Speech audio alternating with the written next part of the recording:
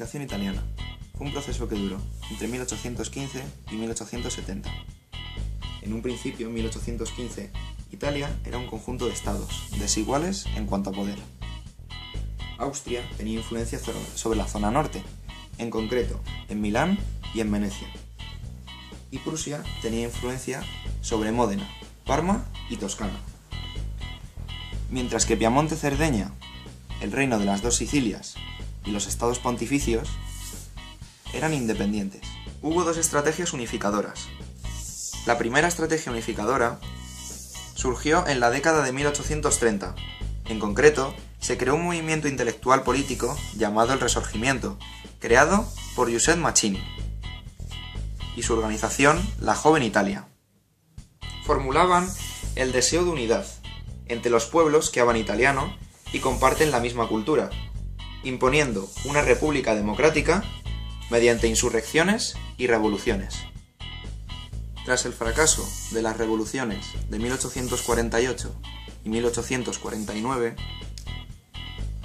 continuaron regímenes absolutistas, y el dominio lo seguía teniendo Austria, pero el reino de Piamonte-Cerdeña consiguió implantar una monarquía de Víctor Manuel II. Cavour, como jefe de gobierno, inició la segunda estrategia unificadora, que no se basaba en insurrecciones o revoluciones, sino en conseguir un Estado fuerte, industrializado y con un gran ejército, lo que impulsaría económicamente el proceso de unificación. La unidad italiana surgió complementando estas dos estrategias unificadoras, pero la más beneficiada fue la monarquía de Víctor Manuel II. Hay varios proyectos políticos. En concreto, quería hacer una federación de estados en torno a los estados pontificios, en concreto al Papa Pío IX. También una monarquía, en la que el rey fuera Víctor Manuel II. Y Garibaldi proponía que hubiera una república. Al final se tomó una idea intermedia y se creó la República Democrática. En 1859 hubo dos acciones, una militar y otra diplomática. En la militar, Cavour consiguió, con la ayuda de Francia, anexionar Lombardía.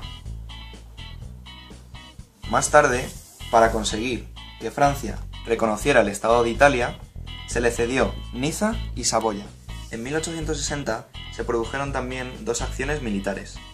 En concreto, Cavour conquistó los estados centrales, Parma, Módena, Toscana y parte de los estados pontificios. Por otro lado, el republicano machiano Giuseppe Garibaldi emprendió la conquista por el sur,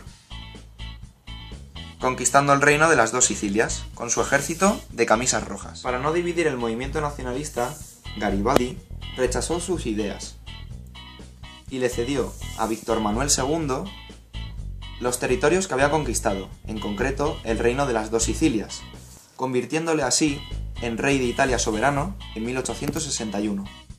La unidad se completó en 1866 tras la anexión de Veneto-Venecia en la última derrota austriaca y la conquista en 1870 de los estados pontificios, a pesar de la oposición del Papa,